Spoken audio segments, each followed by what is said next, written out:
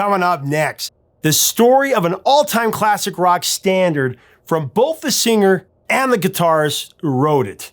They both had a song and pretty much combined it into one with dual experiences. The guitarist said it came from letting a fan come backstage after that fan had waited 5 hours in the pouring rain to get tickets to their sold-out show. The singer said his inspiration came from standing outside a sold-out concert hall, not able to see Jimi Hendrix perform. It may be the most challenging song for a rock singer to perform in history. We're going to find out.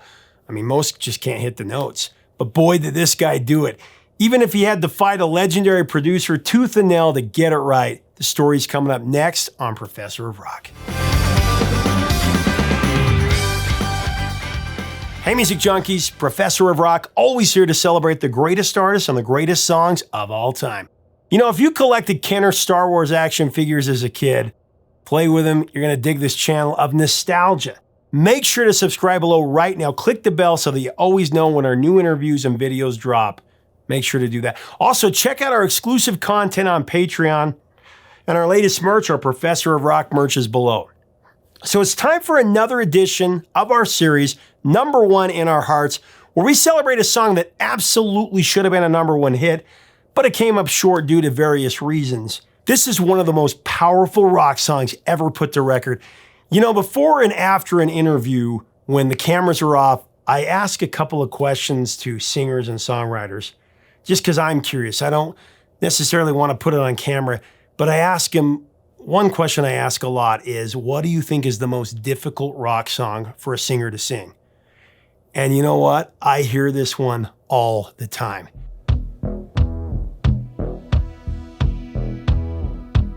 You know what it is. It came from the blockbuster album 4, camped out at #1 on the albums chart for months. I'm talking about JukeBox Hero from Foreigner 4.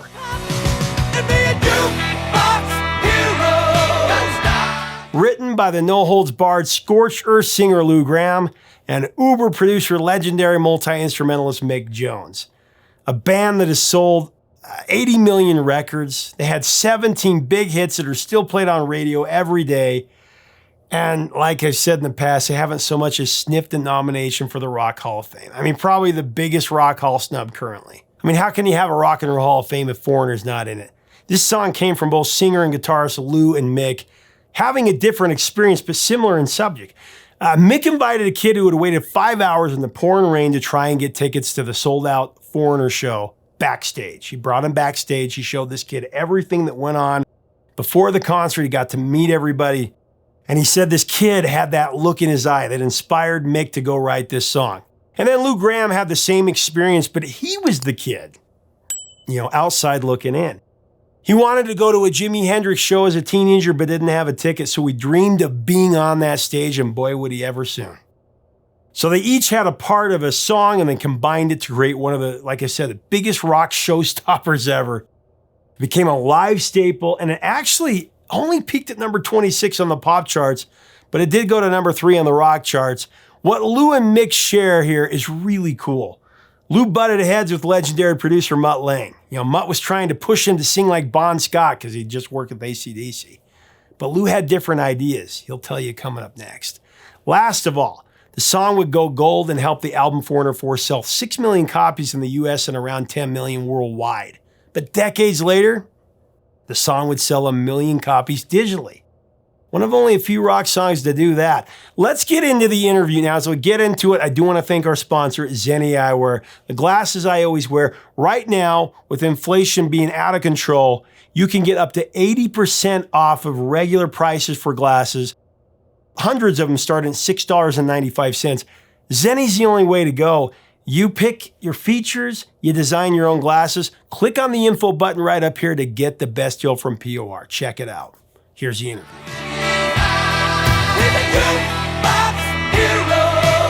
So JukeBox Hero, this song, just music history's ultimate rock song for me. It's so much bigger than its chart position. It went to number 26 on the charts, but this was a song that, you know, if they played it on a morning radio, it was going to wake you up. It's just such an incredible song. I know that you're really proud of this one. Came from your own experience. That's why I think the vocal has so much power. It's because we've all, as rock and roll fans, been there where we want to get to that show. We want to go to the sold out show, and we're kind of on the outside looking in. And you have that experience. Tell me about writing JukeBox Hero. Well, it was based on an experience that I had in Rochester when I was about 14 or 15 years old, and Jimi Hendrix was playing at the Rochester War Memorial. And I wanted to see him in that show very badly, and didn't have a ticket and didn't have money, and didn't have the okay from my mom and dad to go down there at all, you know. And I'd already had one experience hitchhiking to the War Memorial to see the Stones in 1965. And so there I was again about a year and a half later. Didn't you take off when the Rolling Stones, you were going to go to the Rolling Stones, and your parents were like, get back here, right? Oh, yeah. I was, right after I asked my parents if I could see them, and they said no. And I excused myself from the dinner table, went upstairs, got ready, and at some point I just ran down the stairs and ran out the door and ran down the street.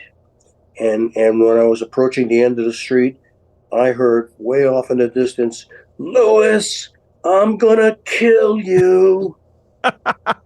Your dad. Yeah, and I started laughing, a little hysterically, you know, because I know he would kill me. You know? Yeah. But it was too late. I was already taking the risk.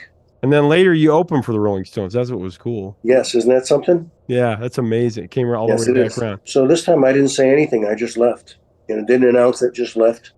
And didn't meet up with anybody. I was completely by myself. And I had an old beat-up leather jacket on and a knit hat. And had no clue as to how I was going to get in the War Memorial. It was not only sold out, but even if there were tickets left, I didn't have the money for them. So I went by the backstage door, and every time they would open a door to let a guest in, you know, somebody with a backstage pass, I would get a 15 or 20 second glimpse of Hendrix and his band on stage.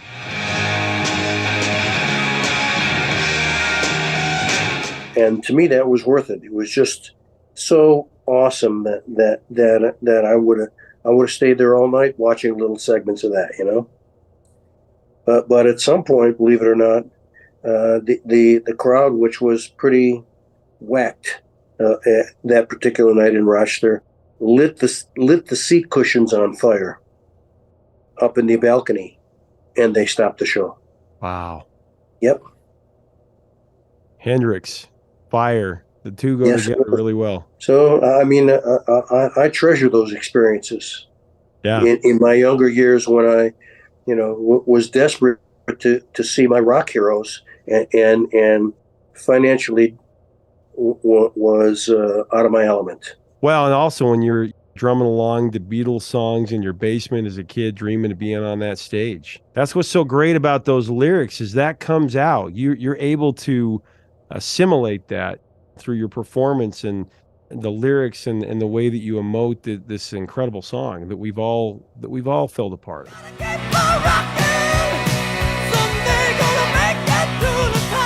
I knew at that age that a lot of the artists from that time period were only around for an album or two, then they were gone, you know. I mean, things moved very quickly in that era. You know, there were stars, then they were gone, then there were new stars, and they were gone. You know, so I knew that if I didn't see Hendrix then, chances are I'd never see him. And felt the same way about the Stones. Although I was dead wrong about the Stones, wasn't I? They've been around a while, yeah, man. That's right. Well, you know, JukeBox Hero, I think I mentioned this before, but I was talking to a friend who's a lead singer in a band and sings some pretty tough songs, and we were talking about the hardest song to sing in rock and roll, and we came up with JukeBox Hero. We thought that would be the most difficult song because of the notes you're hitting, but also the grit when you hit those notes and the fever, you know, that goes into that song. the range, the tone, all of it.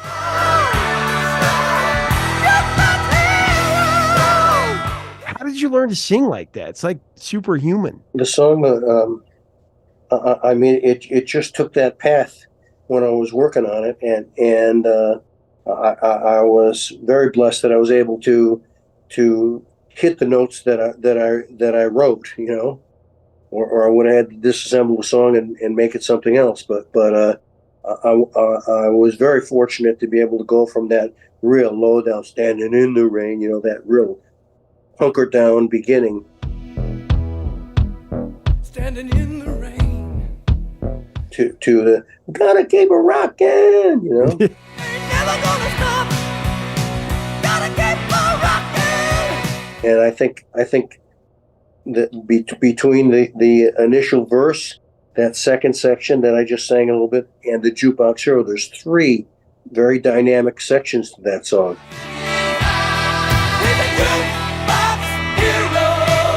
It makes the song really come alive, I think. Well, and it's really your signature song because it's talking about you. It's talking about your own experiences that you wrote down and performed it, and you know, it's you. You know, when I first started working on that song, I was working on it in my first little cottage that I had bought, and I was in a damp basement, and I had my set of drums from when I used to play years ago set up down there, and a TX 4-track. You know the TX 4-track machines? Yeah, nice machines. I had saved my money and bought one of those and recorded the drums first.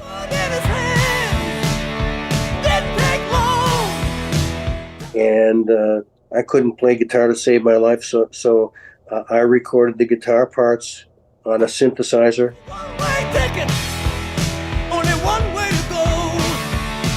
And then started working on some of the lyrics and stuff like that, to the point where I'm talking about 2.5, 3 years later, I finally had the nerve to play the idea for Mick. I mean, I worked on that song to get it as far as I could take it, and I had help from my friend Bruce Turgan, who was the bass player in my bands and stuff. And we worked on that song, and we finally played, you know, a little 35, 40-second demo for Mick, just to see if he had any interest in the song. And he heard it, and he said, pretty good. And that's all he said, you know. So he started rocking, ain't never gonna stop. But after we started fine-tuning it in earnest, he became very attached to the song also. Well, and I love how you approach the vocals in that. You talked a little bit about it before, but with you know, Mutt Lange pushing you, a little Bon Scott and everything, I think that your approach was correct, because that's one of those jab, jab, jab, uppercut, you know, and you knockout punch. Yeah, right? You can't always be at 11. That's exactly right, and that's kind of working with Bon. I think that's what he wanted to hear for that song. And I said, I don't think so, you know.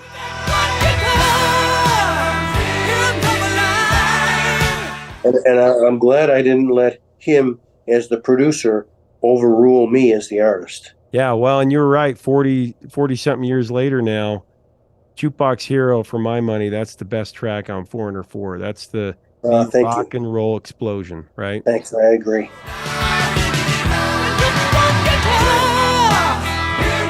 And there's some mighty tracks on that album. Oh, yeah.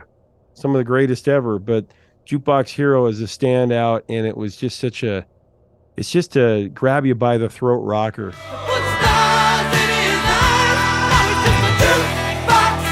You know, whenever I perform, when I play that song, the first 2 or 3 notes, the doom, doom, and the audience is screaming.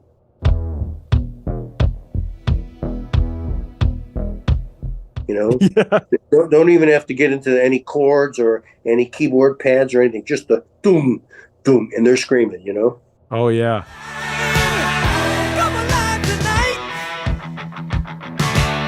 Well, in 1981, you released Foreigner 4, which is one of the biggest records ever. I mean, #1 for 10 weeks. classic album cover. I was just wearing the shirt yesterday with the 4 on it. I mean, 7 times platinum, and of course you produced it with the great Mutt Lange.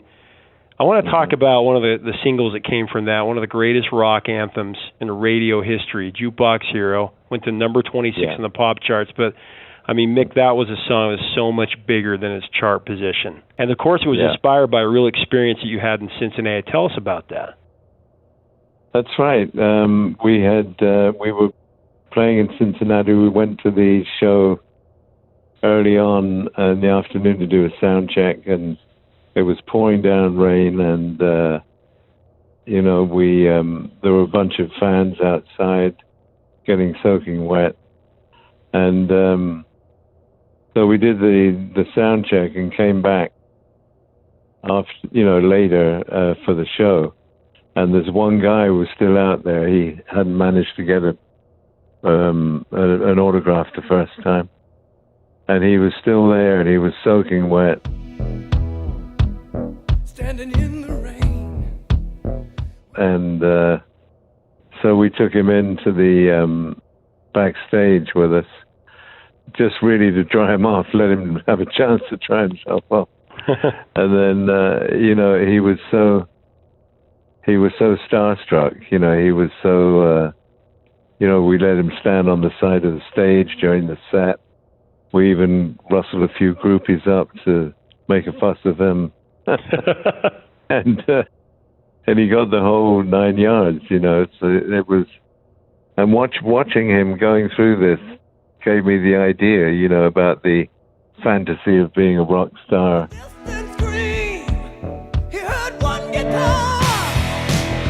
Emotional the whole experience can be, the being a musician, just sort of gave him a glimpse of what it was like, Stars in his eyes. Absolutely, yeah.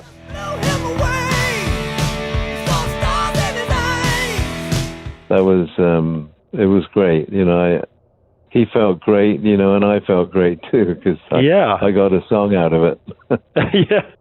Well, was it true that it was 2 separate song ideas by you and Lou at one point? Yeah. Yeah. Tell me about that. Well, I had the title JukeBox Hero, and we messed around with it, and Lou had a beginning to the song, and that was called Take One Guitar. Yeah. So we almost had like 2 hooks lyrically, and we just worked on it and gelled them together, came up with a couple of other parts, and that was it. And sometimes those things work. You've got a great idea that you're keeping, that you can't, at the time, you can't necessarily put it together. You listen back to your tapes and wherever you've got your ideas hidden, and put 2 pieces together to make one great song, and that's really what happened with JukeBox Hero.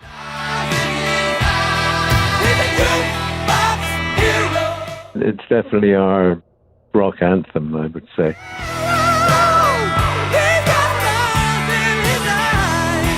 By the way, the top 5 songs on the Billboard charts, Billboard Hot 100, the week that JukeBox Hero peaked at number 26, are as follows. At number 5, you had Make a Move on Me by Olivia Newton-John.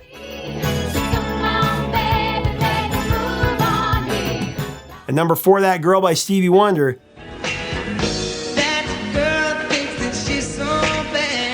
We Got the Beat by the Go-Go's was at number 3.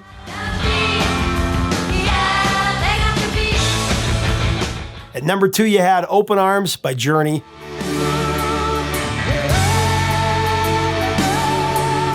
And at number 1, you had Joan Jett. She was spending 3rd week of 6 weeks at number 1 with I Love Rock and Roll.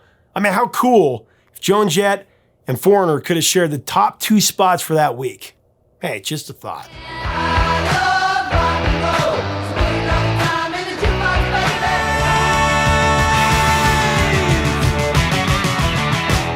Make sure to leave us a comment about this amazing song.